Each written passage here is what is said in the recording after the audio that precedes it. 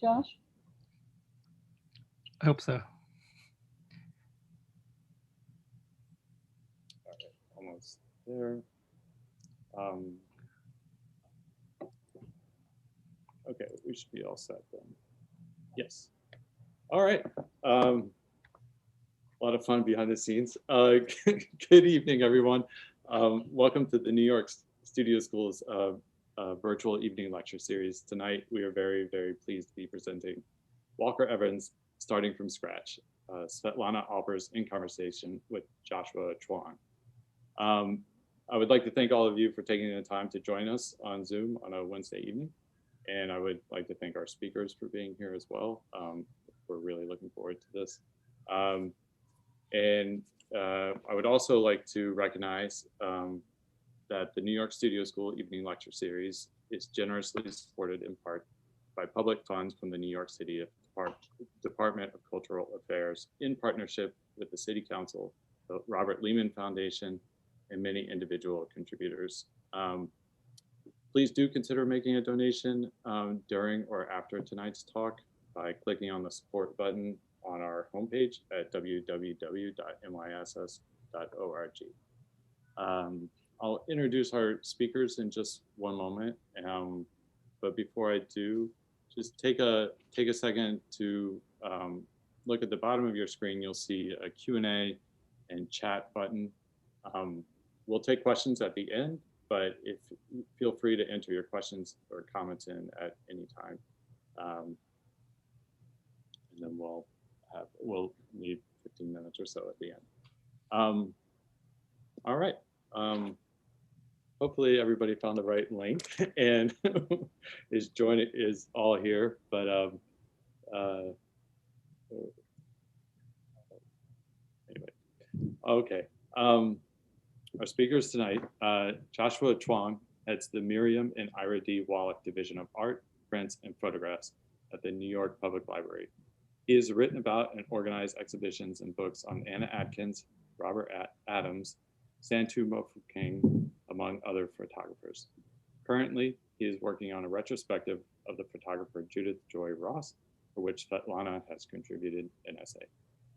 And Svetlana Alpers is Professor Emerita of History of Art at the University of California, Berkeley. She's a visiting scholar in art history at New York University as well. Her many books include the new Walker Evans, Starting from Scratch, as well as The Art of Describing the Vexations of Art and Roof Life. She lives in New York City and France. Please join me in welcoming Joshua Chuang and Svetlana Alpers. Thanks, Sam. I'm going to start to share my screen. Looks like we're okay. Okay. So we're cooking? Great. Thanks, Sam, for that introduction, and thank you, Svetlana, for joining me in this conversation. This is the cover of your new book. And part of the reason I think this book is so special is because not only is Evans the first photographer you've written a book on, but also your first American artist. So my first question for you is, why an American artist now, especially one whose subject writ large is America? Well, you know, I got to Evans through photography in a way. I mean, he happened to be American, but I didn't say, oh, I must now work on an American. In fact, it seemed fortuitous, because the things that concerned him 100 years ago, for better, mostly for worse, still concern us today. So therefore, I mean, the unending civil war, for example, or poverty, still with us 100 years later, almost 100 years later. So it was a fortuitous reason. Photography was just a way to turn from painting and see a different medium, but I come at it very much from somebody whose first commitment was painting, whose first interest was painting, and so the difference between the two matters a lot to me, as it also mattered to Evans, who was not a painter, although he painted in a dilettante way sometimes. He thought photography was different. Yeah, and so you've said many times before that in your writing on art, what you're primarily interested in is not the reception of that art, but the making. Exactly. And I'm not a response person, I'm a making person. And this book obviously is no different.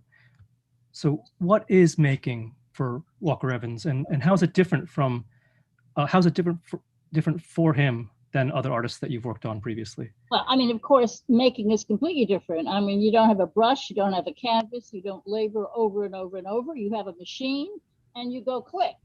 And as he would say, you garner it in. And then on his account, since printing didn't matter at all to him, really, you edit. You do something with the results of that taking of the photograph. So he edited heavily, but he did not care about the printing of what he made. And also, I mean, what is I mean, the sheer number of photographs you make of a particular object is different from a painter painting something. The whole setup is just so completely different. It was astounding to me to get into it, really. But Evans is also different from other photographers in how he worked, right? Yes. So, well, I'm saying he didn't care. I mean, he wasn't Irving Penn. He didn't care about, and he wasn't Cartier-Bresson. He didn't run around with a little camera. He set up a very large camera. Sighting was very important to him, as in the photograph on the right. Well, here he is under his camera. He was a small man, and he liked to disappear. In fact, when he went to Glyndebourne with his friend Nora Sayre, once and everybody was eating at Glyndebourne. You eat when there used to be a Glyndebourne. You eat, listen to opera, you eat and wander around on those beautiful grounds. And he said to Nora, "Watch me, I'm going to disappear." So his sense of himself as a photographer was, as you see him here, this small man under the cloth of his view camera. His idea was to be absent. I'm not present, I'm absent. And that delighted him. I mean, I would say, I think that's photography. In other words, I think photography is something done at a distance. And in my view, photographers who want to close that distance are kind of working against the given of the machinery and the given of the eye, because we forget it in our day of selfies, but the eye is not a close-up thing, it's a distance thing. So let's talk a bit about Evans's eye. He uses that word a lot. Mm-hmm. Well, I mean, Evans, he said, "I have an eye," and he thought that distinguished him from mostly other people, but mostly other photographers. And he was very sparing in his description of his cameras. He knew cameras well. When he worked for the government, had to fill out the lens, the stop, and all that. He could do it, but he refused to speak about the camera. For him, what he claimed was, and this has annoyed some photographer friends I have, because they think, well, that's not true. It's the camera that does it, not the eye. But for him, it was the eye. And you can partly explain that because for Evans, it was what he saw that he garnered in. He wasn't a framer, he was an object-oriented photographer. So he would photograph a particular object again and again and again. It was that you look for when you look at an Evans photograph, not some odd angle, because he's always taking the same angle. He sights himself, he looks straight ahead, uses a long lens, there's the object. And the other thing that you point out very convincingly, I think, in your book is that he is also not a maker of iconic images or the iconic image, right? Right. And we'll get to that a little bit later, but he often, if he photographed a number of views of something, that he would put all of those views or a number of them into circulation. Yeah, I mean, he would propose one version one time and another version another time, and he didn't want to stick with one. I mean, there is no steerage if we think of that famous photograph, or the blind lady, which he admired at Strand. There is hardly, and there is one. We'll get to one later on, but he avoided that completely. Great. So you start your book, Svetlana, interestingly, with two chapters that focus. Are we moving on from this? Have you moved on? Yeah, we're gonna go here. Okay. And so you start your book with two chapters that focus on the time that Evans spent outside of the U.S., specifically in Paris for a year in 1926, 1927, and in Cuba for a month in 1933. Well, so I'd just like to talk Cuba a little bit. comes further along, right? America comes in between, but okay, go on. Yeah. So I'd just like to start with Paris. So what led Evans to go to Paris, and what did he do there? And what did he learn? Wandered around from college, from Yale, where they didn't let him in, to Williams. He hated it. He moved to New York. He worked in where you worked, the New York Public Library. And then he persuaded his father, rather than sending me to another college, let me go to France for a year. So he's going 26, 27. He's too late for the Hemingways and that. He's not part of the lost generation. He's after the lost generation, completely after it. So he goes off and he wants to be a writer. His whole aim is to be a writer. And he was a writer his whole life. And his despair was that he couldn't find subjects, is what he said. But as soon as he picked up a camera, he knew what he was doing. But what we see on the right is a photograph he took near Grasse in France. We're in 1926. A woman, as you see, with a turban, he placed her, or she leaned next to this rounded piece of concrete. And then, even though he's not using a long lens, he manages to flatten the whole thing up. So he had this marvelous compressed, that's Evans, this compressed space, everything on the surface. And this is a tiny little photograph, and I might say it's at the Met. And Evans talked to photographing as collecting, but he also was a collector. He threw nothing away. If he wrote, I don't know, shit on a piece of toilet paper, he kept it, and it's now at the Met. I mean, everything that touched his hand, he preserved. Now, on the left, I did not put it, that's got a blue line under it, right? I did not put that in the book because I didn't want, this is we've seen him hidden, which is the way to see him. He did make some selfies in France, and they were actually in a recent exhibition of him. There were many of them shown. I'm against it. He never made them again. Evans said, how do we know how we look anyhow? Which is, of course, a very sharp thing to say for anybody. And I think these are popular now because they suit our time. But he knew better than to make them, and he stopped making them. So I think people show them now because it makes him feel modern. But there are much more profound ways in which he's modern than making selfies. Yeah, so just for those in the audience, I just wanted to point out that almost all the pictures that we're showing here tonight are in Svetlana's book, which I urge you to go out and read and buy if you don't already have it, with the exceptions of the ones that I've got underlined with that little blue bar. So those are the ones that absolve me from that. Yes. So Svetlana, you did not choose this picture for your book. So what did Evans pick up in Paris? What did he learn? Well, I mean, he already spoke French, and he describes himself as living as a Frenchman, not wanting, he went to Shakespeare and Company and such, but he wanted to have nothing, and Joyce was there, and he was a terrific reader of Joyce. He wanted to have nothing to do with fancy Americans. He didn't want to meet Hemingway, who he later met and got to know in Cuba. He stayed away. He wanted to be a Frenchman and, once again, disappear. Incognito, a very important word for Baudelaire, was also an important word for him. But he did read a lot. He translated Baudelaire into English. He took French lessons and wrote, and there are interesting comments written on his French papers, which are in my book. But later on, in his later years, he said the two important writers for him were Flaubert and Baudelaire. Flaubert as a matter of writing, and Baudelaire for a spiritual matter. And I spend a chapter on both him and Flaubert and Baudelaire, and then Atget, the French photographer, because France was very important for him.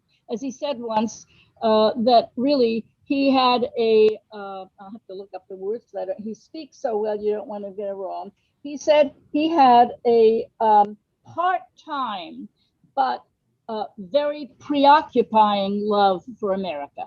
Part-time and preoccupying, well-chosen words. That said on the eve of his death in a lecture actually at Radcliffe College in 1975. But here we have a little corner of a house in Truro, Massachusetts. The house is some Portuguese dwellers there, and the Portuguese were dark-skinned, and the whiter people in the Cape Cod didn't take after them. But he was there with Benson, and he and Benson got to know these people. And he made this photograph. And the reason Flaubert is there is because what he said he learned from Flaubert was a way of writing. Flaubert's way of writing, which was a descriptive way of writing. And I, in the book, compare a paragraph. We could have the next slide, indeed, from, okay, this is, in this case, he's actually not done he's not edited the photograph. He's moved his camera up and photographed, as you can see, that cactus plant in the corner of the room. No, we don't want Baudelaire yet, we want this. Okay, so it's a cactus plant in the corner of the room. And it's a marvelous, marvelous photograph. All these separate items just crammed together without it's airless, really. Airless is the word that was used with Flaubert. And in the book, I compare it to that marvelous Flaubert description at the beginning of Bovary of the hat. It's a famous thing was discussed in French literary criticism in Flaubert of a hat on the knee of Charles at the opening of Bovary. And they are both airless descriptions, one done with objects in the photograph, the other done with words. And they're both almost impossible objects. I mean, this is absolutely ridiculous. Everything is trimmed off, right? There's a bit of an American flag. There's a bit of a paint pan and paint barrel in which the cactus is growing. There are pictures which are cut off. There's an Houbigant perfume bottle from France, and there are words. Words were very important to him. The ex-writer had words everywhere. As he said, in fact, photography is the most literary of the graphic arts, and he cherished that. And I might add, in my life, I moved from studying literature as an undergraduate to art. And I identify and literature stuck with me. So I really identify with Evans, who moved from writing to photographing. I mean, but in both of our cases, the literary taste and intelligence stuck. Okay? Yeah, I mean, well, one of the things I was really struck by in reading that chapter about Evans in Paris is how closely you read or reread Flaubert against Evans or with Evans, right? And even comparing the way they edited. Flaubert's editing, his way of compacting his texts, right, by crossing out entire sections. A Flaubert manuscript page with its heavily reworked, as he always did, looks very much like a contact print of Evans with orange markings all over it. They both worked it, they both edited and edited and edited. Right. Right. And so for Evans, editing mainly happened with the negative itself, right? I mean, he would sometimes cut the negative to get the better picture. Cut. We'll see that if we get there. At the pace we're going, Josh, we're not going to get there. Okay. So once here's Baudelaire. I mean, and this is a portrait that Evans, he thought it was by Nadar, but actually it wasn't. It was by Cajar. And Baudelaire hated photography. He hated it because it was light and he liked darkness. It's a kind of interesting reason he hated it. On the other hand, he was photographed many times, and as some of you probably know, most wonderfully photographed. I mean, he looked great in photographs. And this is one that Evans particularly loved and wrote about in his own words. And he said, and Evans did not like portraits. He hated photographers who photograph famous people. I mean, take Cartier-Bresson, for example, who did that, right? He hated that. And he said, this is a description of a man of the 19th century, and it would be distinguished even if it were not Baudelaire. In other words, he cancels the Baudelaire to get to the notion of how wonderful this photograph is. And for Baudelaire, it really was a spiritualist. He loved the spirit of Baudelaire. There's very little connection between Baudelaire's writing and Evans' photography, as there is between Flaubert's writing and Evans' photography. But there is a spirit. It's usually said, well, he was a flaneur, that's absolutely ridiculous. Flaneur really isn't that central to the mentality of Baudelaire, even though it's a fashionable thing to say. And certainly Evans didn't have to learn to walk around from Baudelaire. I think it's the hiddenness and also a certain imaginative freedom. Evans spoke about his great photographs as transcendent, rising above the mundane stuff that he was photographing. And he did photograph mundane things. That's what he wanted to photograph. And I think that sense of lift, the lift above, is something very close to Baudelaire. So this next slide is a photograph by Atget that Evans actually bought himself, I think, upon returning to New York and visiting Bernice Abbott. Right, there's one of the four prints that he bought. Right.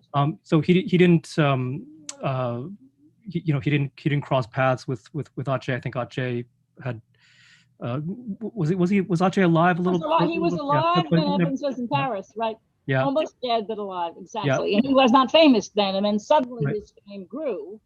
And Evans did a lot of windows. Actually, I was saying this to Josh the other day. Atget's windows are much better than Evans' shop windows. He followed in many, many genres of photography what Atget did. The one thing he didn't was nature. Evans hated nature. He was interested in the world as made by man, but he had no interest in photographing nature. And of course, that was a deep, deep important thing for Atget. So Atget becomes huge for Evans, obviously, after he discovers him, and so much so that John Tchaikovsky, in his in one of the essays he wrote on Evans, described Evans as Atget's greatest student. Yep. I think that's unfortunate. I usually love what Tchaikovsky. I think that's unfortunate. But Evans, like some other photographers, Evans was deeply disturbed by people connecting him as having his roots in Atget. And he kept insisting, I found my own way. And often there are parallel paths in art. You don't have to be rooted in somebody to do it. He was but I think that's partly, there's the title of my book, Starting from Scratch. It is the notion. I mean, after all, this is a man who couldn't write, picked up a camera, and within a year, he couldn't pick it up if it was that big. Within a year, he was making great photographs with nothing behind it. Oh, he was intelligent. And he didn't even probably at this point know Atget, but he could make one. And that's so different from art. You need a tradition for painting. You do not need a tradition. I mean, you really don't for photography. It's extraordinary. And to me, coming from painting, it's almost unbelievable. And I know people, when I said this, people coming and said, oh, that couldn't be true. And I said, yep, it's true. So this is Girl on Fulton Street, New York, 1929. He's just picked up, and this is a small camera. 35 millimeter camera. Right. So you see on the left a printed strip of film. We don't have, it's not numbered, so we don't know the order. But you see that the woman is what interests him on Fulton Street. And the woman as part of this jumbled scene. There's a sign which says spaghetti. There's machinery in the street. There are people with those lovely fedora hats wandering around. And there's also on the right-hand side, a reflecting surface of a window, which he adored, much like Atget. And he shot and shot and shot and shot. And then he ended up and picked for his first MoMA exhibition, this one on the right, but on other occasions, he would show other versions. It was not, in other words, steerage. It was simply one of many possibilities. So this is, we're just going to go through these. This is Tin Relic, 1930. Yeah, of course, Atget photographed metal bits of staircases in Paris, and he found this bit of Tin Relic, is kind of a fancy name, with a piece of discarded tin on the roof of a building quite near. I live at 13th and University. This is at 5th Avenue and 14th Street. Just on the roof, he found it and made this. He makes things look beautiful. In other words, Evans turns junk into beauty. That's what he does. He almost can't make something not beautiful. He can't deal with that. He turns what's unfortunate or impoverished into something beautiful. Go on. Yep. So this is a couple at Coney Island, 1928, and this is an example of Evans' editing. Right. He took the picture on the right, and then in order to get the one on the left, you see the virtue is you're much closer. He brings the people close to you, not by taking the camera as he did with the cactus and moving in, but simply by printing it out and taking scissors and cutting it. Right. And I think so it's a manual thing. It's fascinating. Yeah, and I think with this picture, significantly, he's looking at this couple from behind. He very rarely photographed people. Very rarely made portraits. Well, he didn't like it. He did make Right. some great ones, but no, he Yeah. didn't like it. Yeah. He was against it. Right. And here's three men on South Street, New York, 1932. Notice all the as you're looking at it, you can't read them all, but he was also attracted by all the lettering. He loved letters. In fact, the cover, my book is imitating the cover of his book, which he designed, American Photographs, wonderful lettering. He really decided all those things. So when he says that photography is the most literary of the graphic arts, he partly means it's got words in it. And those are words that you look at and dwell on. They're not, as in photography, it doesn't have deep meaning. It has superficial presence. That's what he loves about words. And these three guys, somebody took him down here on South Street. I mean, the center one has his fly open. You can see his penis in one of the photographs, and they're just there. And imagine he's taken this huge camera and set it up and have made this picture. And look how elegant it is. To go back to elegance. Right, and also impersonal, which I think is something that he might have gotten from Flaubert. Perhaps. Oh, sure. No, right? I mean, the other thing I should have said about, let me jump back. Sure. It was not only description of Flaubert, it was also the style of writing. And what I didn't say, I forgot to say, the big important thing, which he certainly didn't know, but which he adopted, is what in French is called le style indirect libre. In English is called represented thought and speech, which is terrible. Flaubert, and Proust celebrated him for this, introduced the imparfait. He wrote in the imperfect, and the imperfect has neither a voice speaking nor a person addressed. It's totally impersonal. I'm picking up from your impersonal. So I compare at length Evans, and it's perfect for photography, right? Because there is nobody taking the photograph, and the people there are, in a sense, out of time. They're out of time. And that's one of the peculiar things about a photograph. It's past, but really, where is it? It's out of time by nature of being a photograph. And that is really opposite to the style of Flaubert that he so admired. It's Flaubert. Go on. So let's just talk a bit about the month that he spends in Cuba in 1933 when he was 3 weeks. 3 weeks. Oh, it was 3 weeks. Okay. So even shorter. It's amazing what he did in 3 weeks. Yeah. So he was commissioned to not only to make pictures for a book, but to have them published, which I think is really his first opportunity to publish portfolio, if you will, of his pictures. Right. And he spent 3 weeks, and he was sent by a radical guy named Beals, who was Machado. I mean, Cuba, it goes on and on and on. They had a dictator they were going to get rid of, and it was a very tense moment. And Evans went down there and just shot for 3 weeks, and he really caught, in a way, that island, or at least if you look at these, you think he's caught it. He's the evidence, you have it. And this is a wonderful picture. It goes from those guys on South Street to this beggar, right? He took him, and what he's done, usually in an Evans photograph, to go back to what you say, he is detached.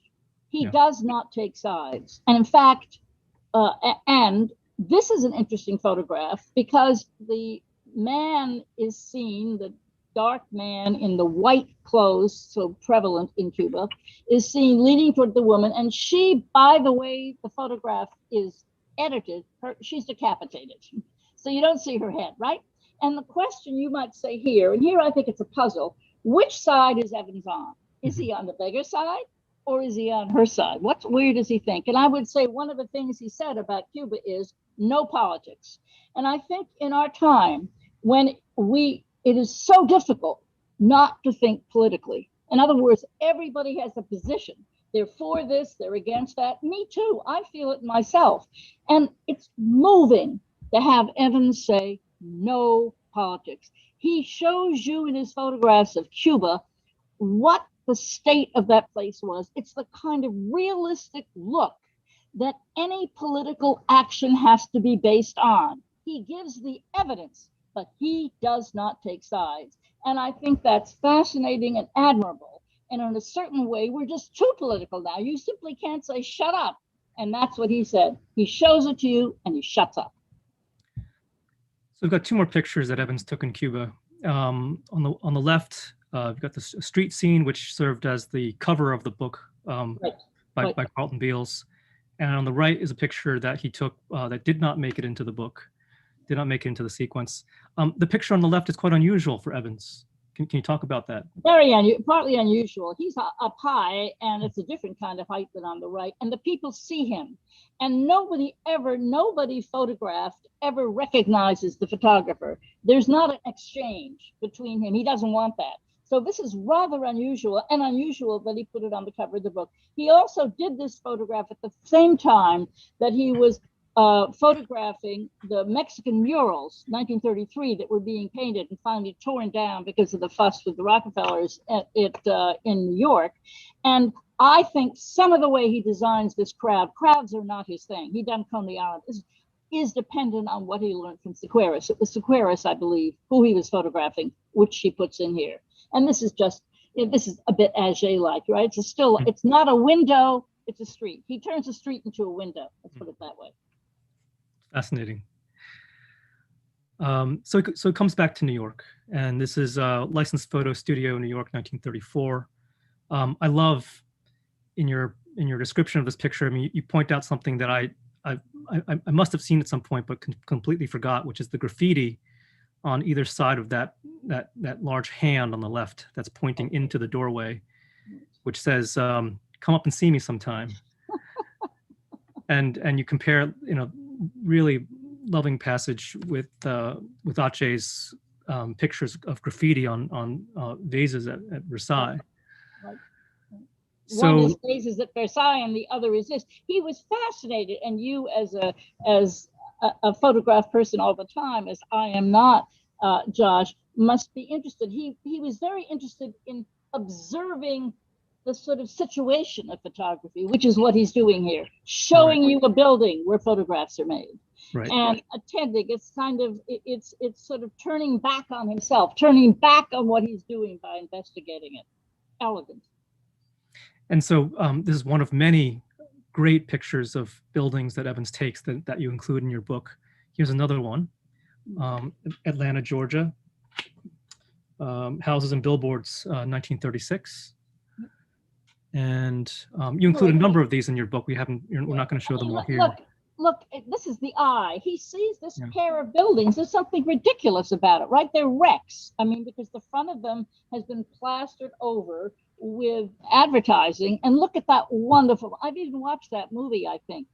Carol Lombard, Love Before Breakfast, with her black eye, right? Black eye is Love Before Breakfast. And he just gets it all. I mean, the kind of, and you could even see buildings further back. It's hard to see them, but in a really good print.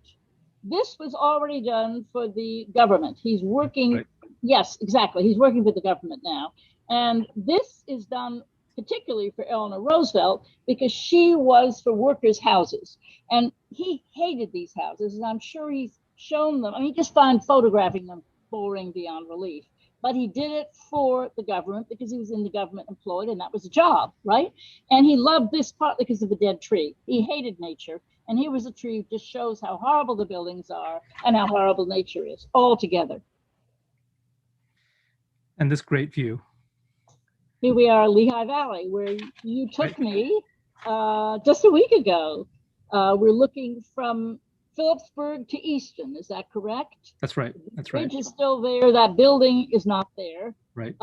What I didn't realize, so we'll see some more photographs of this. This again is government. We're in 1935. Look at this. Yeah.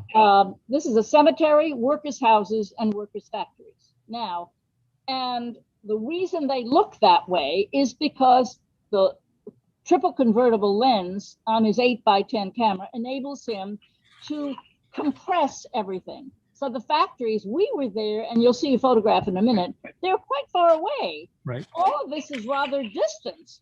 The other fascinating thing about this trip, you'll see when you see today that is still there, that little tower there, and these houses, and in fact the cemetery, though not that, are all still there. Evans didn't like, he was very intricate. Here we are, right? Yeah. There we are. Where's our tower? I'm trying. They're the same houses. You can see the Yep. same, except with fewer things. Now, and the factories are still there, but you can see what a long expanse it is compared to what his compressed photograph actually produces, right? And the other interesting thing is that Evans, the motto of Evans, I would put, is something he wrote for a second edition of American Photographs. Evans, this is his writing about himself. Evans was and is interested in what any present time will look like at the past, as the past. That's very Flaubertian, because in the imparfait, present and past are all mixed up. They can be one. You're talking in the imparfait makes past things present or present things past. That's exactly his view too. What's fascinating here is that these houses are exactly the same. He is photographing what he loved, as he said, rejected, he loved the aesthetic nature of rejected objects. In other words, he took, you might say, garbage, but these are houses that were nothing. And what's interesting is because they're nothing, nobody's changed them. They're just sitting there. I was shocked when I saw them. They look exactly as they do in that photograph. I mean, they painted a little different, same darn houses still lived in. So, in fact, it is the past, but it is the present in an extremely complicated and interesting way. So this picture, I should just back up and say that this was a picture, I think was from a week or two ago, Svetlana, right? And right.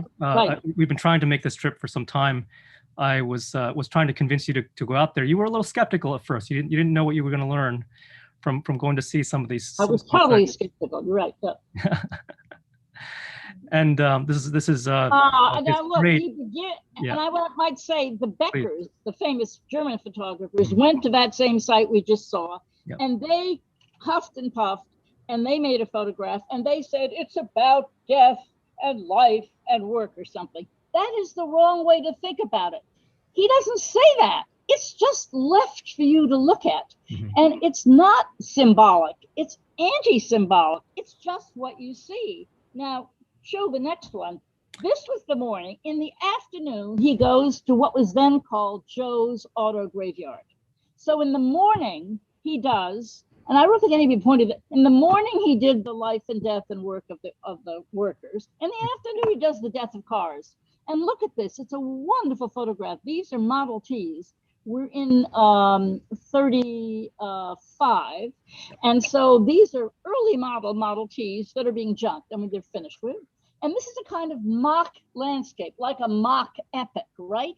They're all just thrown there, and look at the landscape behind. These little trees and such. In other words, he adored cars. He owned fancy cars, but he saw that when they self-destructed, it just wrecked our landscapes. It was a mess. On the other hand, he didn't like landscapes, so that was fine for him. The landscape deserves the cars. And this is another, this is another picture that it's kind of a strange oblong shape. That's really not something that a camera. Any camera that anyone produces, but there's another example of him editing. And he exhibited it that way. I mean, it's exhibited that way. And this is misdated 36, 35, but the handwriting it's an original print pasted down. Okay. Yep. And so this is the site now. It's now ABE Auto Salvage, amazingly still an auto sort of graveyard. And that's and there I am standing, and we're looking to exactly the site where the cars were and the hills beyond. And you can see it doesn't really look. There we are, right? And the hills, you can see this. I mean, not the same trees, but trees like that. And the man who owns this place was very suspicious that we were photographing. He just ran out and tried to stop us. So this is death in the afternoon. So let's turn to the south. Where Evans goes in 1935, 1936, where you say that he has an explosion of making. So he goes to West Virginia, Louisiana, Georgia, Alabama. Let's start off with what's truly a remarkable picture. Breakfast room at Belgrove Plantation. Yeah, this is this is 1935, right? Yep. And Gone with the Wind. 1936. And this was a vacated, empty plantation house. It was a poor time and they probably couldn't keep it up anymore. And he broke a window or something and got in with his huge camera. First of all, we've got his camera and this camera. A camera is a room, right? This is you remember his photograph of the photo little building. So here he's thinking about his photography again. And he's saying, I am photographing with a box. I'm in a box, box and box. He's aware of that. That's part of the power behind it. And the interior, of course, is all of wood. He was very conscious of being a photographer of America, though, as I think I said earlier, he felt distant from America. He was ironic. And part of his interest was America copies what is marble in Europe in simple old stone. So he loved it. He also, however, had, as he said, and this I think is relevant for our time too, he said that he was an aristocrat. He believed in the distinction in culture. On the other hand, he's the social justice. And he said the two don't go together. And I think that's something I often think of in our time when there's so many protests against this, that, and the other thing. And the art I like is much of it aristocratic, and I still like it. And there is a problem. And Evans saw that kind of thing and thought about that kind of thing. Okay. Yeah, so Evans is faced when he goes to the South with the legacy of the Civil War. Right. And this is an example, of that, one of the many monuments that he photographed. Vicksburg's military cemetery, a northern guy who defected and went, he's now buried in the Bronx. His name is Tilghman, of all things.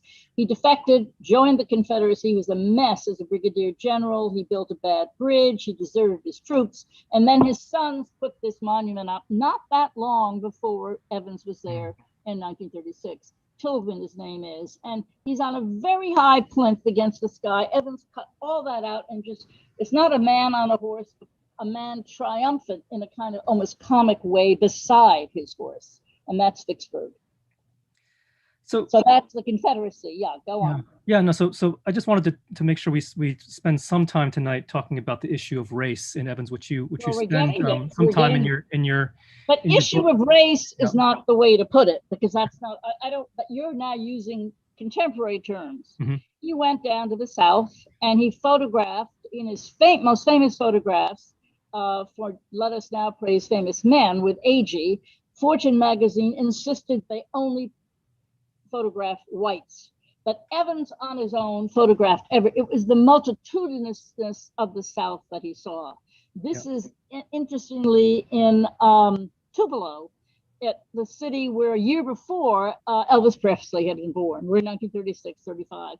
And look, he got this guy looking as if he's holding the house up. And then in the distance on the left is the tower of the Grand City. Imagine if you were there, I now know it, they would have been several miles apart, but his lens just smashes them together. So it's a juxtaposition. Okay, let's look at more. And he called them Negroes. This is Atlanta. And this is the famous one of what is known as a Negro barber shop, empty, with a newspaper with Talmadge's name. See, things have not changed. And these are wonderful shots in Selma, 2 shots of Negroes, again, I'm using his words, sitting up on a sidewalk with a car pulled up. And behind them are actually posters for minstrel shows, which were still going on in the South in the 30s. So he photographed Negroes all the time, even though he was photographing. Well, I'll say that. We'll go on. Yep. Yeah. These are guys sitting on a sidewalk in front of the Savoy barbershop, and over there is the New Deal barbershop. Now, the interesting thing is, of course, the New Deal did nothing for blacks. Roosevelt was helping whites, but not blacks. So when Evans is down there photographing these people, right, the other people, he was simply showing things as they are. He wasn't making a plea. He wasn't complaining. It's like Cuba. He was saying, this is the situation in which people live. Yeah, I think you have a wonderful quote by Evans in your book. I wasn't looking for anything. They were looking for me. Things were looking for me. Right. But that's the eye again. In other words, his eye catches things. But it's usually said that Evans in the South, because he was hired to deal with the Great Depression. But in fact, what he shot in the South was the unending Civil War. It's absolutely for our time. Here we are almost 100 years later, and the same unendingness of that is still with us. Yeah, I think it's so fascinating that Evans was looking at Brady during this time, and here's a picture that was formerly attributed to Brady. Now we know it's Alexander Gardner. Yeah, I mean, Brady was one of the, his group, it wasn't just him, was the great Civil War photographer. And Evans put in his car when he began driving around for the government, all the volumes, you can still get that set, all the volumes of Brady photographs. Now,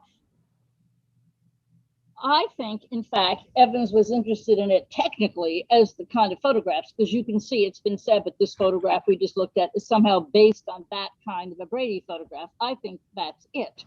But on the other hand, Evans was, and I might say here, Brady is photographing the white people, and Evans is replacing them with blacks.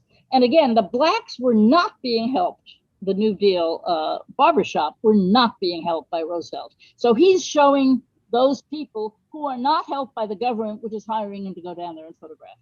That's Evans. So let's skip ahead to Evans's photographs of minstrel posters. Just very quickly on the left, we actually have an earlier Evans photograph from, I think, 1931, 32, a torn movie poster on the left, and on the right is a minstrel poster, a detail. And this is the one that you lavished the most attention on. Oh, this is wonderful. I mean, J.C. Lincoln's Sunny South were posters behind those guys we saw in that predella panel of photographs of the blacks on a sidewalk a minute ago. And look at the invention of this. No one else at the time, and I went into this. In fact, Josh and I went up to the center in the Schomburg Center, yeah. Schomburg Center, to try to find out what more we could find out about what was going on and seen of these things. No one photographed these posters but Evans. And they are minstrel show bills. And I will tell you that my book has received many reviews. Nobody has mentioned this. Jasper Johns owned one. He comes from South Carolina. He adores them, and he owns, in fact, this very one. I happen to know. Okay. What's wonderful is, no, go back, please. Stay there.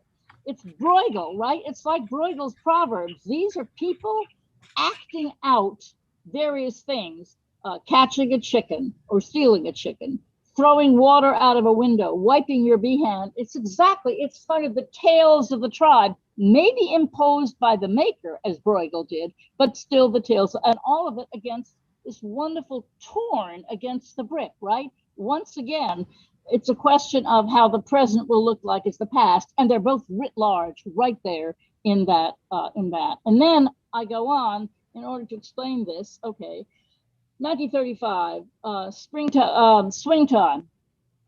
We're talking blackface, and Fred Astaire. I connect because of style. These are stylish men, Evans and Astaire, and Astaire is dashing blackface in swing time, following his teacher, who had dressed up just this way to dance in Porgy and Bess. That's the costume from Porgy and Bess.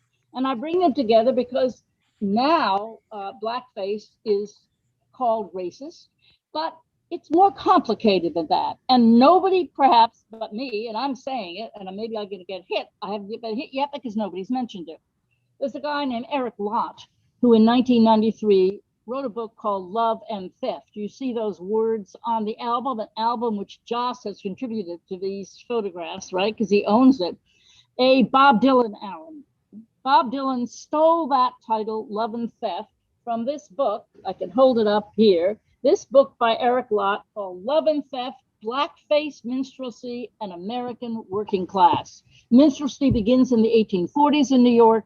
It's blackface entertainers entertaining white working folk, and it was still going on in the South in the 1930s, right? And in this book, Lott argued in 1993 that it was a middle term, that it was able to bring together both blacks and whites in this entertainment, even though people were blacking up. right? Al Jolson famously blacked up. And Mike Rogan in his book said blacking up was a way for Jews to get into the society. It's a phenomenon which you can call racial, but it is complicated culturally. And it's part of the culture, right? And Bob Dylan called an album Love and Theft After Lot. And the reason I bring Dylan in, because Dylan also, like Evans, born 30 years later, 40 years later, saw the multitudinousness of America. And after all, his music comes out of Black music as well as white music. It's part of what Dylan comes from. So Dylan was a way for me to come to terms with what Evans was seeing. So I think, Svetlana, we're running a bit out of time. I want to skip we can stop. Few things. Yeah, no, but let's just turn towards the end. We'll skip the part about portraits. We don't have to do studio. I mean, you know. Yeah, but you know, one of the points that I appreciate about your book is when you say that the sequence of American photographs that so many people hold dear, and have, you know, written essays and book length works about. That's his great book of 1938. 1938 MoMA MoMA book that we showed in one of the first slides. That, you know, in a way, you say the sequence doesn't really matter for Evans, right? No, I mean, because you could make any sequence and it would work. These people write very solid, I mean, almost many literary, but also for trying to analyze how you move from one. And Evans' preferred presentation was a book. So you hold him in a book, and it's wonderful to look at photographs in a book. And I agree with him. I mean, to hell with Stroop and these people who make photographs that compete with paintings. Photographs are just fine, 8x10 in a book, just perfect. But so Evans did want them seen in a book, but in fact, his photographs are so consistent in their making that any order will do. Any two photographs speak to each other. And now we're looking at his SX Polaroids. Right. His last works, what do photographers do at the end? Well, today, their publishers take photographs they've never published, of which all photographers have many, and make books of them.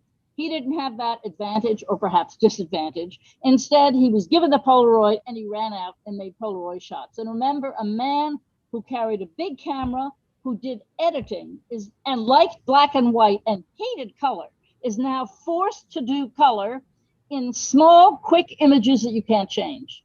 And he adapted and he did it. And en masse, which is what we should really, I mean, they're wonderful. I mean, tin cans. And this is up at Yale. Josh had something to do with the purchase of these for the Yale Museum. This is a table, an array. He came in at the end of the day with just hundreds of photographs he'd taken. Snap, snap, snap, snap, snap. They're not great individually, but they are truly a late style, a shimmering view of the world, so different from what we looked at. Okay, enough. Great. No, I think we maybe it's time to take some questions from the audience, and that's our closing slide. Give an applause for everyone that's here. Thank you both. Riveting. I want to so if everybody wants to, if you put your question into the Q&A button at the end, I'll read them to our presenters, and maybe while that's happening, I'm actually very curious about the portraits, and you know, we can go back to them. Like even in the Polaroids, there are a lot of portraits. So you know, particularly in the Polaroids, yes, but you see, the Polaroid gives you closeness, which is not his technique at all. And he got hooked on a lot of young women, which he was hooked on very often in his life. And so he did close-up portraits with them. They're part of the shimmer of the world. I don't think they're great works of art. He also did Caroline Blackwood because he was friendly with Cal Lowell, and he visited them in England, and he did her. But he hated doing portraits? He didn't like portraits. He didn't like glamorizing famous people. When he got to know Hemingway when he was in Cuba, he never took his picture, and he boasted about it. He could have, but he didn't.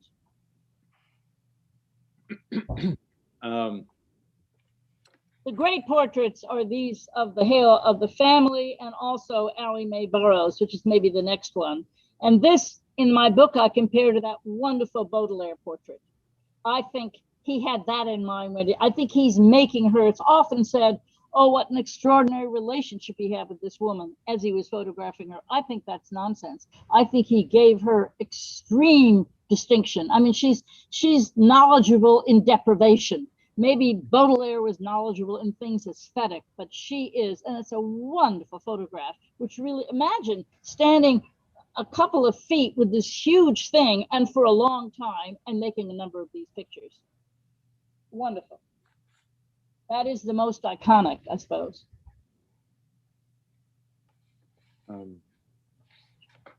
Okay, is that okay for you, Sam? Yeah, that works for me. I mean, Okay. maybe it'll be more on that. I'll just go to one of the questions from the audience. Aimee Brown Price is asking which artists, painters, or sculptors influence Evans in any way, or vice versa. Well, I don't use the word influence. As you know, influence is a mistaken way of putting things. Read Michael Baxendale. Influence thinks they did something to you when you're doing something to them. Who did he look at? He didn't look at painters. He didn't look at sculptors. He was interested in photography. He was interested in the world. He mostly looked at the world, and he looked at Atget. And he supported Robert Frank in applications, and he supported Diane Arbus. But he wasn't cliquey in a world of photographers. He was, and this, my book, really, now that I look back on this, the world he felt more comfortable in was one of writers and poets. Edmund Wilson, Hart Crane. That was his world, not artists. He was a literary man displaced to make these magnificent photographs, I would say. So Atget is the one photographer you can really see him as being close to, obviously, and he admitted that. Well, Aimee goes on to mention in this types question that for example, the early plant you showed strikes her as being very Charles Sheeler-like choice of subject shot. No, I'm not going to go into that. It's completely different. No, I wouldn't agree with that. It seems to me, in fact, Winogrand, when he first saw Evans, that was the great photograph he saw. He didn't see, Winogrand started very late. It's interesting how photographers can stand late. I mean, you know, Van Dyke is painting great things at 14. And I don't think we have many 14-year-old photographers. If you can, you can challenge me if I'm wrong. They often could start very late. And Evans was in his 20s when he started, right? I mean, writers and painters start earlier. Now, I think that is totally distinctive, that weird photograph. I don't think it looks like Sheeler, but I mean, no. Well, Cameron Blaylock is asking, how did you, as a scholar of painting, become interested in Evans and his photography? Oh, I backed into it. You know, is that Luke Wallach? I mean, I worked on a project with a painter and a photographer photographing, making prints after the Chepelos at the top of the staircase. That's Barney Kulak and Jim Hyde at the top of the staircase at the Met. And I got sort of drawn in, not knowing I was, into a world in which there was photography. And then I got to know a lot of photographers. And then I got to look at photography. And I was getting maybe a bit fed up, although I'd moved to New York in '99 and lived not in the academy, but in a world of artists and critics. I was sort of looking for something. I was looking at a lot of contemporary painting and such. And then I sort of got interested in photographs. I had been interested before. I'd written on a few photographers before. I had included Jan Dibbets, who's a Dutch photographer, in my book on the art of describing. That's 1983, because he photographed in a mode of surface, much like Dutch 70s. He's very Dutch, and that struck me, and Dibbets sort of proved it. But I just backed into it, and then I found Evans. I mean, it was really, as Evans said, I didn't look for things, they chose me. I didn't look for Evans, he chose me. Here's a question from Katie Kremnitzer. She says, Svetlana, I and so many others have long admired your scholarship on technologies of vision. How has the science of photography made you think differently about the camera, the eye, composition? Oh, Oh, that's a good question, and I'd have to think about it, because in doing this book, I didn't really, I didn't think, I was thinking from the photographs out, not from vision in. Can I put it that way? Maybe that's a quick way of putting it. What I was trying to figure out is, how did that get to look that way? How was that made? So that, and I've talked about his camera, his lens, his editing, his not printing and all that. So I suppose I've described the art of Evans much as I've described the art of describing. See, the real connection is that with Evans, I've gotten back to the same topic that interested me in that book of 1983, The Art of Describing. I'm back to an art which is confronting the world. So it wasn't the techniques, and that's actually a Jonathan Crary term, not mine. I don't think, did you say techniques of vision? If you did, that's not my term. I don't think of it that way. I was thinking of art describing the world. And I had to analyze how they thought the eye worked to do that. Here, I didn't have to talk about how the eye worked, it's how the camera worked. So there was something taking the place of the eye, I would say, in this case. And the closeness of it to my early work is that I've come full circle, and I've come back to an art which is dealing directly, artificially, artifice, remember those lenses and stuff, artificially the world, just like the Dutch art of describing did. Not just, but analogous to. Alexei Worth is, he's comments and asks, are we wrong to think of Evans as having brief, intermittent moments of greatness? Were his decades of employment at Fortune a mistake? Oh, no. He had an awful lot of greatness. He made some good photographs there. I mean, it's been said by a very famous photographer that Evans' only good work was sort of 2 years in 35, 36, and that's totally ridiculous. And photographers have a certain fear of giving out. I mean, if your leg gets weak and you can't trot around, if you're photographing the world, I don't mean if you're a darkroom, I don't mean if you're a laboratory photographer, I mean if you're somebody who has to go out, age does take its toll, I think, and that's a problem, and photographers worry about it. I think his years, his head was all there, Alexei, and he was, he did some good photography for Fortune, and he did those wonderful, I think the SX70s are marvelous. And he did, I don't like the Subway series particularly. In fact, my chapter in the book is it's the one series he did that really gives me pause. I mean, it's a clear series. It's the one series he did, and it gives me pause. I think it's revealing, but very disturbing and not great. I don't love it. But I don't even think of him that way. I think of him as a great artist, and it doesn't really, and that is what I'm insisting on. This man is a great artist, right up there with William Carlos Williams, Elizabeth Bishop. You see, I'm picking writers. He's right up there with them as a great American artist.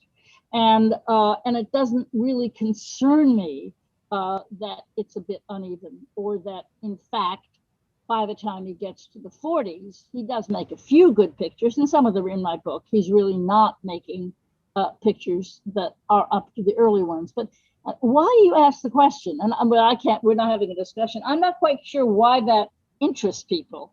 If somebody achieves greatness, that's satisfying, I would say. I mean, I know we can't talk. We'll talk some other time. It doesn't really disturb me at all.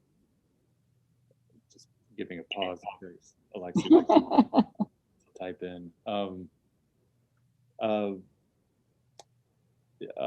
Here's another question from Pauline. She asks, many photographers befriend their subjects and spend time with them. Did Walker Evans befriend any of his subjects, for instance, the Black people he photographed? No, he kept his distance. That's the whole point. Incognito. You see, camera is a distancing thing. People who want to befriend their subjects, I don't like I don't have a taste for photographers who photograph their little communities and mush around and try to get close. Photography is distant. You can fight it, but Evans didn't. He accepted the distance. I mean, let's not make, I'll withdraw my moral judgment, but he didn't want that. And in fact, his photographs done of friends, with two exceptions maybe, Lincoln Kirstein and Agee. He did marvelous photographs of both those men, even slightly erotic photographs of both those men, I would say.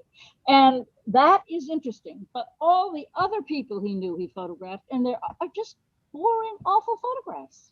I mean, he was just doing it to make a photograph. On my rooftop, come up and we'll have a party and I'll take a photograph or something. But they're not good photographs. And if you look at who he photographed, look, who of the people we looked at do you think he could become friends with? Now, Agee, when they were in Hale County with Ellie Mae Burroughs and the Fields family, Agee wanted to go to bed with all of them. He wanted, I mean, that was his reaction. I don't particularly like Agee's text. It might be a great text, but I'll take Evans' photographs, Evans' 30 photographs against Agee's 500 pages. But that's a very good, and I know I talked with John Berger of all people about this, and Berger adored the Agee. It was fascinating. We got quite heated about that over dinner once. You see, there is a difference. That is the real difference. Evans is distant. He's apart. He's not, and he had one pretty good marriage and one pretty awful marriage, but he wasn't designed, he didn't want children, absolutely didn't want children. So he was a distant man. And as I say at one point when I'm talking about, what is the name of that California, who's Josh, the man who did the photograph of the chair in my book? Wright Morris. Wright Morris got very annoyed at Evans' description of that photograph of the chair. And Evans said something about that particular chair in that Cronenberger book on the arts, in which he was assigned and wrote on photographs he picked. And he said, well, it shows that sort of tacky surface of the chair and everything, shows the kind of something about the misery or loss of that time or something. The photographer was simply furious. And he said, I love that chair. And what I say in my book, Evans loved less and saw more. Svetlana, doesn't Evans' use of the camera as a distancing tool, doesn't it change slightly when he moves to the SX70? But completely, but that's completely different. Absolutely. Oh yeah, I mean, it changes completely. He gives up everything. He gives up editing. He gives up distance. He gives up black and white. In fact, before I went up to Yale and looked, I thought I was going to be horrified, and I was overcome because, in fact, if you look at them as an array, as individual photographs, I don't think they're good. They don't. But as an array, as he came in every day, I think you see his eye in the array. Exactly. Very strongly. Right, in the array. Well, And that's why, them. yeah. It's a wonderful array, but that is what has to be said. You know, you can compare them with Stephen Shore's done Instagrams. Right. No, Evans is way above that. They are absolutely extraordinary, but he came in at the end of the day with all this junk that had been coughed up by his Polaroid. He threw it out. I've heard this described by somebody who was assistant. He threw it out and they looked at it. Marvelous. Completely different though, yes. Eve Ashheim is asking, can you talk about his light, which is often harsh overhead, noon light, or strong lights in shadow areas, and creates striking forms?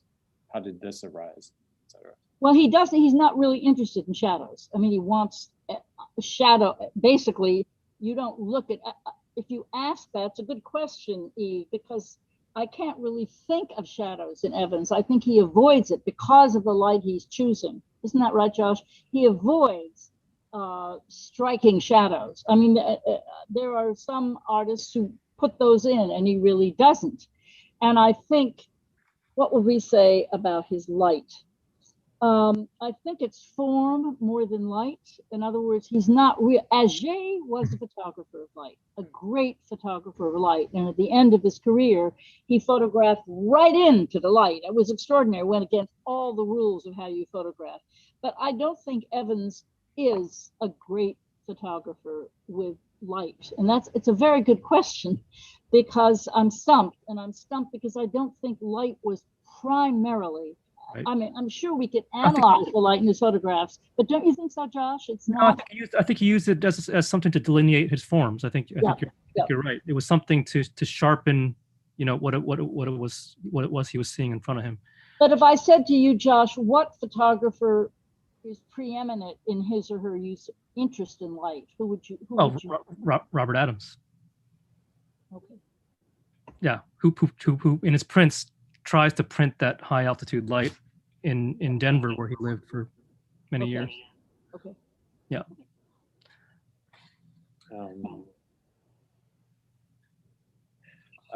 James Hyde comments and asks, your book shows Evans as an American and an essential photographer.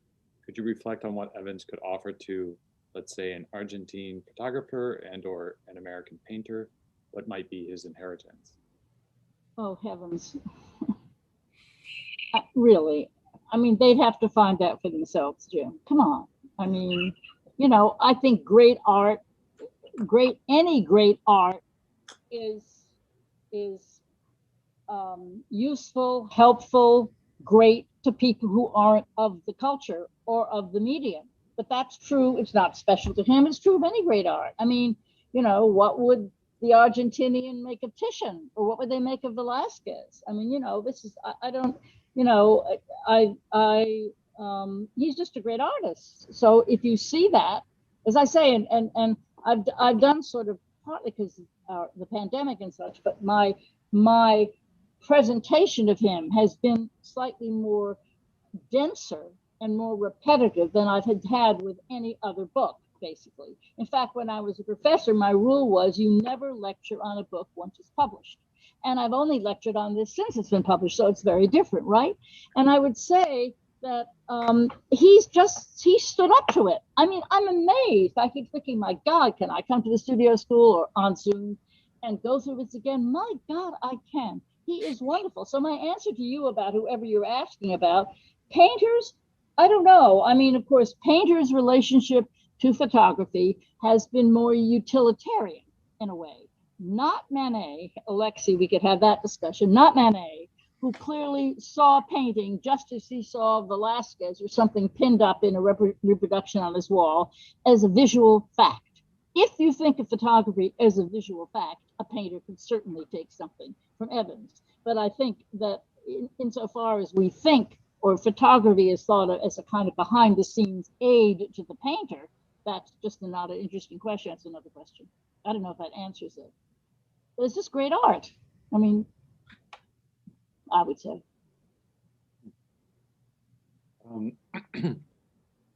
Hillary Ganton is asking, she says, could this lecture have a part 2? It is so wonderful.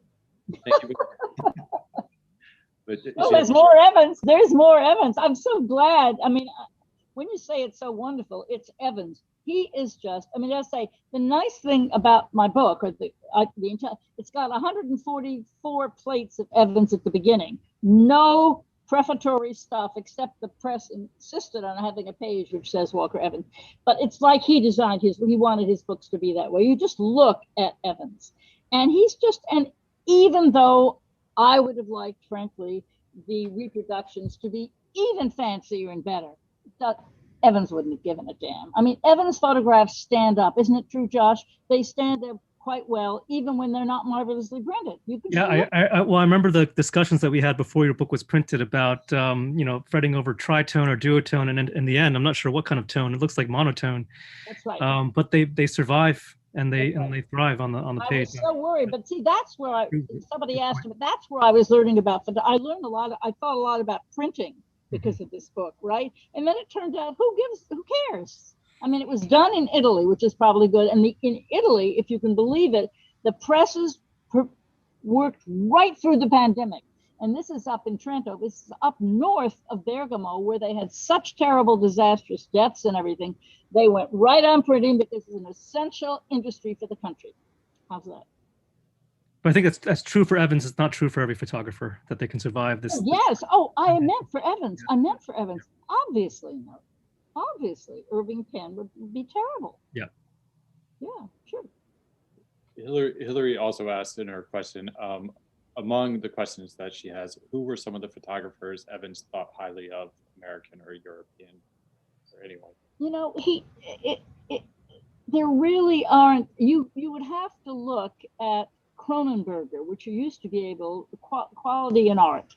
It's a great book, which I bought for, $2.50 at Strand when Strand was open and had the book. And it's 1970 something, if I'm right. And I can't remember the date, I think it is.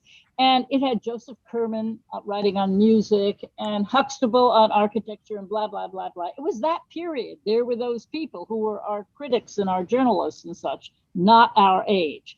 And Evans did photography, and he picked 15 photographs there. And that is perhaps where you can see.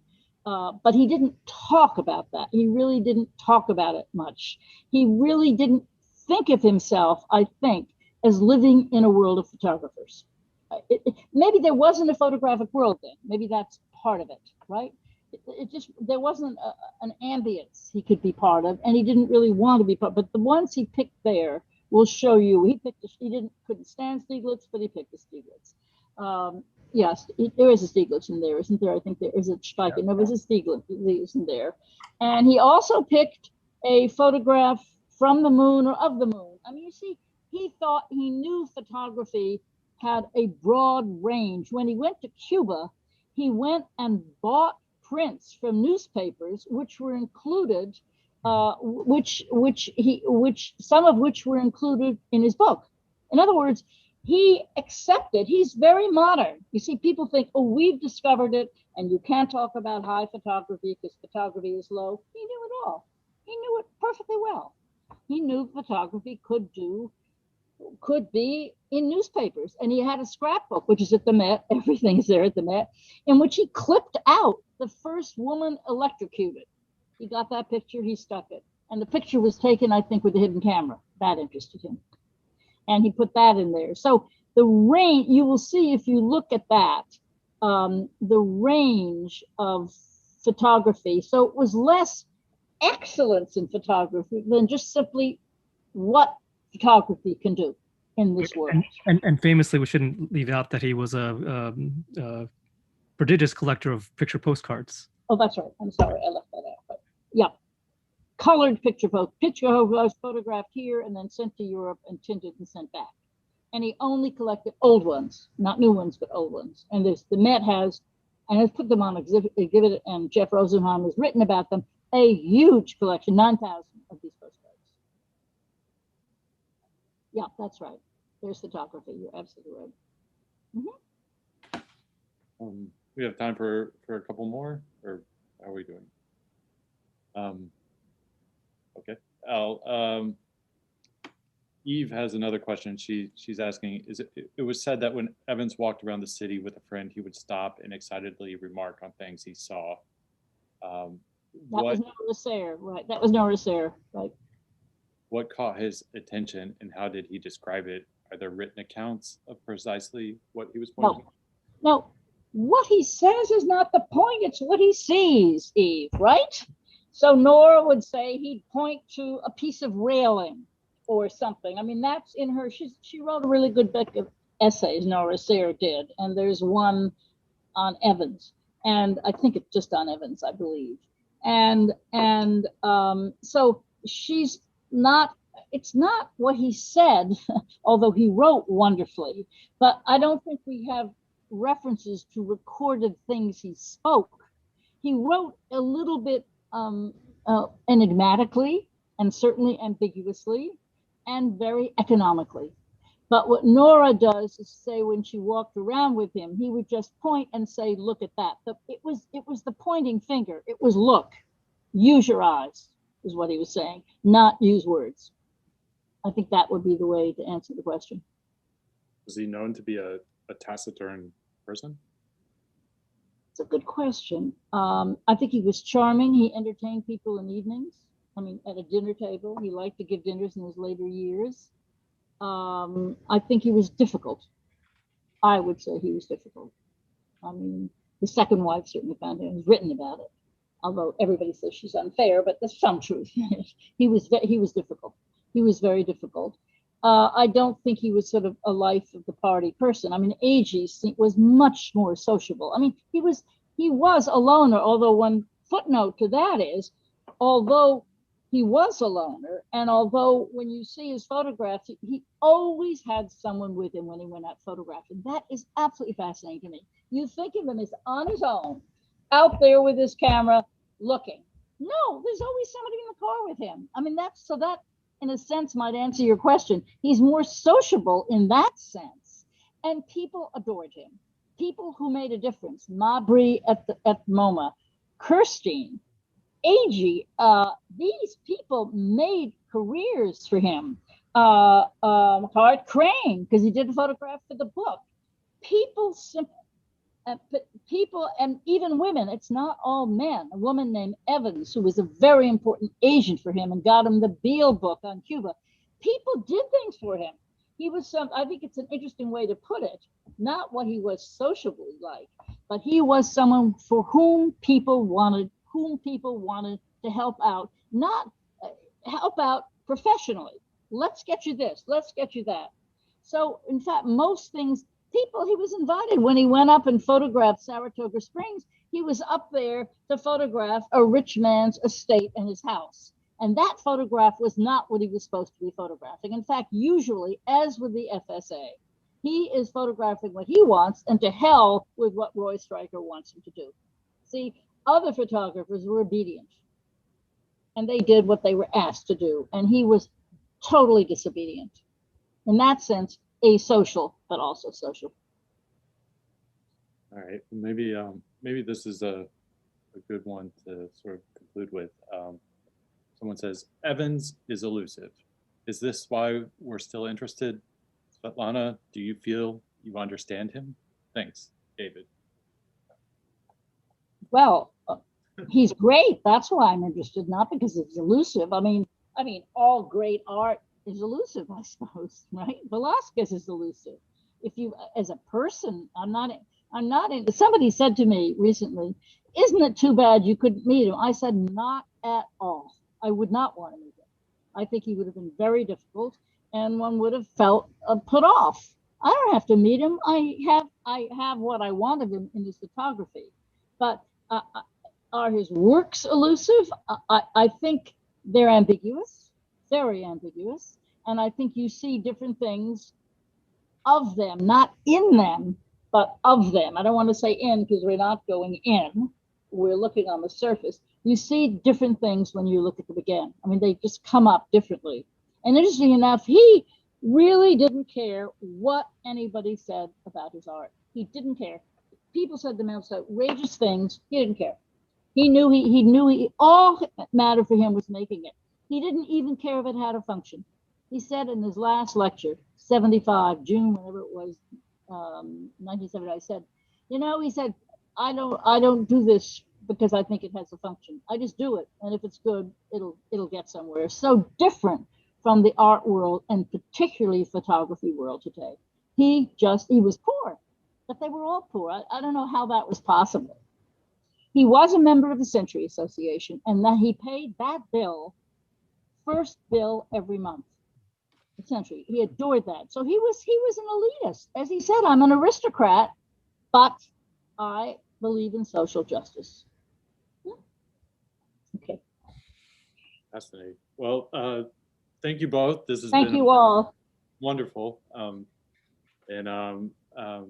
Stay tuned for more lectures in our series. And Joshua, Svetlana, if you want to have the final word, thank you. And I hope we see you in person soon. It would be so nice now to go out in that back room and have a glass of not very good wine and talk to everybody. So I'm really sorry that we can't do that. But your questions were good, and it was a delight. Yeah, thanks everyone for joining us.